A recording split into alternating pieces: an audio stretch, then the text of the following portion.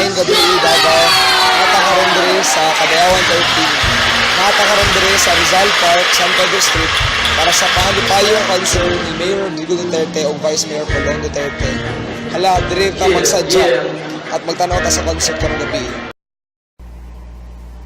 Naghatag kalipay og pasalamat ang mayor ug vice mayor sa Davao City sa maayong pagdiwang sa Kadayawan. Daghan tawo nalipay sa libreng concert ug lain pang palingaw ato gabii. Dunay ta nakaistorya na apil sa kalingaw. Okay, Paul. Ano?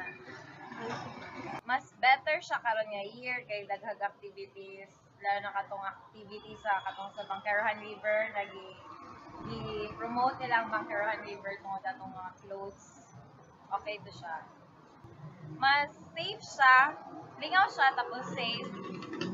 Kay naanang liquor ban o katong alert ang mga policemen nato. Way undang ang kalingaw nagipabati sa Kadayawan hantud sa human. Nagpadayon ang mga lain-lain na mga aktibidad ug kalingaw sa tibuok syudad. Daghan bag-o na nadungag na mga aktibidad karong tuiga.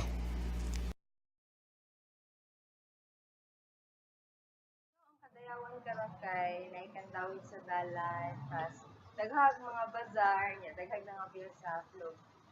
Mas lingaw ang Kadayawan last year kay dili mas safe karon kay daghan kag makita nga pulis, tas napa sila gidungag nga katong bakbak ni Dora. Nya mao ni ang mga panghitabo diri sa Rizal Park sa pailipayong concert ni Mayor Duterte o Vice Mayor Pulong Duterte. Ako po si Michael Anthony C. nagbabalita.